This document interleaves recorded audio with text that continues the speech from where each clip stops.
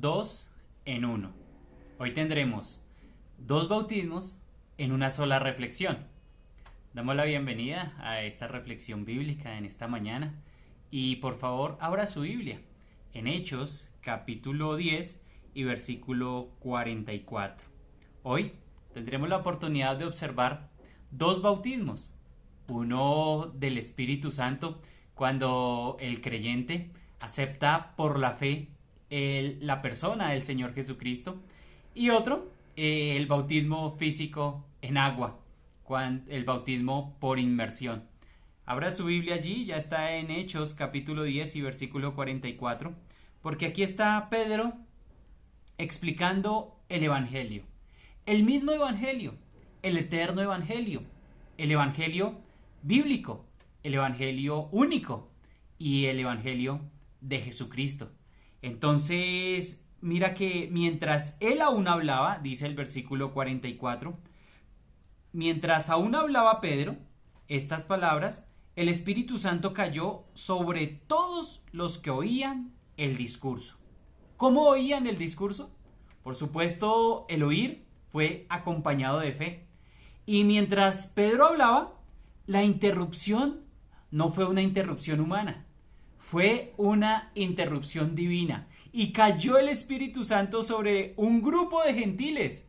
Imagínense, esto no había ocurrido antes, pero tampoco había diferencia alguna entre esos judíos allá en Jerusalén, en Hechos capítulo 2, entre esos judíos allá en Samaria, en Hechos 8, y entre los gentiles ahora en Cesarea. ¿Qué nos quiere decir esto? Que la pared divisoria ahora había sido derribada. Y Dios estaba diciendo que aceptaba a los gentiles como integrantes de su pueblo. ¡Qué bendición esto! ¿Sabe que Dios a usted también le puede aceptar en la persona de Jesucristo? ¿Sabe que Dios a usted le salva en Jesucristo? ¿Sabe que a usted Dios le da la gracia de ser incluido a la familia de Cristo cuando le acepta? ¿Y Dios también le acepta? ¡Qué regalo precioso este! Jesús dijo, el que a mí viene, yo no le echo fuera. Pero mira el versículo 45. Y los fieles de la circuncisión que habían venido con Pedro se quedaron atónitos de que también sobre los gentiles se derramase el don del Espíritu Santo. ¡Wow! Habían venido 6 personas con Pedro desde Jope. Y el impacto sobre los judeocristianos era notable. Pedro por lo menos había tenido la visión. Bueno, Cornelio también había tenido la visión. Pero estos 6 no habían tenido esa preparación. Quizá algo le había contado en el camino Pedro a ellos, pero el impacto fue notable sobre ellos, que ahora los judíos y gentiles en Cristo tenían la misma posición y disfrutaban de los mismos privilegios. ¡Qué regalo más grande! Aquí nos dice el don. Eso fue un don grande que ellos pudieron observar y que ese don fuera entregado, derramado, el regalo del Espíritu Santo sobre los gentiles. Estamos hablando acerca de la tercera persona de la Santísima Trinidad, vinculando al creyente con el Hijo, y ahora le permite alcanzar al creyente la condición de hijo por adopción. Con ese Espíritu Santo ahora clamamos Abba Padre. Qué regalo más grande, ¿verdad?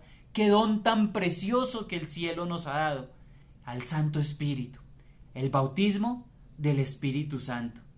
¡Qué regalo! Hablamos de 2 en 1 en esta reflexión porque más adelante veremos el bautismo por inmersión. ¡Qué regalo más precioso! Con ese Espíritu podemos clamar Abba Padre.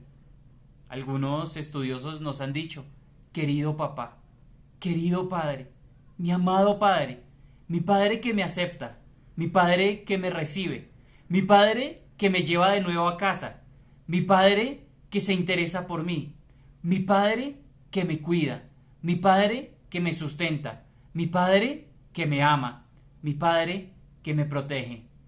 Qué regalo más lindo, ¿verdad? Entonces dice el versículo 46. ¿Cómo era evidente esto? Bueno, porque los oían que hablaban en lenguas y que magnificaban a Dios. Bueno, estos gentiles allí, con el impulso del Espíritu, hablaban otros idiomas. Pero, ¿qué los llevaba a hablar estos otros idiomas? A magnificar a Dios.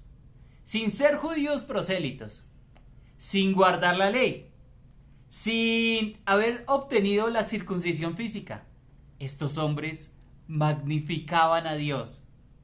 Eran objeto ellos ahora de las mismas bendiciones que los samaritanos y que también los judíos allí en el aposento alto en Pentecostés. Qué don más grande, ¿verdad? Qué regalo más poderoso que el Señor ha hecho. Mira el versículo 47. Entonces respondió Pedro: ¿puede acaso alguno impedir el agua para que no sean bautizados estos que han recibido el Espíritu Santo también como nosotros? Desde Pentecostés, la manifestación del Espíritu fue la misma. Entonces, se trata de buscar el compromiso de todos estos 6 cristianos que habían venido también, que estaban con Pedro. Entonces, estos 6 creyentes que habían venido, que estaban con Pedro, la respuesta era nadie. He visto lo que ha pasado aquí. Entonces, evidentemente la respuesta a esta pregunta retórica es nadie puede impedir el bautismo de los nuevos cristianos. Hoy día, querido hermano, querido amigo, preguntamos mucho acerca de los procesos de bautismo o le damos una importancia incorrecta. Pensamos a veces que el bautismo va a quitar los pecados con los que batallo. Pensamos a veces que el bautismo nos va a generar diferentes compromisos de ministerio. Pero no es así. El bautismo es identidad con Cristo y la persona. Y se supone que el creyente puede y debe ser bautizado en el momento que cree. Después del momento que cree, en cualquier momento el creyente puede cumplir esta ordenanza. Entonces, mira lo que dice aquí. Ellos mandó a bautizarles. Es Pedro quien manda a bautizarles en el nombre del Señor Jesús. ¿Quiénes bautizarían? Bueno, pues esos 6 que venían con él, esos 6 creyentes que venían con él desde Jope. Mira que Pedro no participa en eso, sino que dice, manda bautizarles. ¿Y por qué muchos de los apóstoles de pronto se ven un poco involucrados más bien en esto de los bautismos por inmersión? Sí, los apóstoles en la historia se ven poco involucrados. Mire que allí no fue Felipe quien bautiza en otra ocasión y se ven poco involucrados. También Pablo dice, he bautizado a unos cuantos, los podía contar, los podía nombrar. Entonces, porque seguramente esto evita una vanagloria de identidad con el apostolado. Así es de que ellos quieren y buscan esa identidad con la persona del Señor Jesucristo. Hoy día hay muchos que andan por ahí quebrantando el mandamiento de Dios que Jesucristo mismo da diciendo, bauticen en el nombre del Padre, del Hijo y del Espíritu Santo. Y se agarran de este verso para hacer una tergiversación completa de la doctrina de bautismo diciendo que no, que solamente debemos pronunciar el nombre del Señor Jesús, porque si pronunciamos en el bautismo como Jesucristo lo manda en Hechos capítulo 28, entonces está incorrecto el bautismo.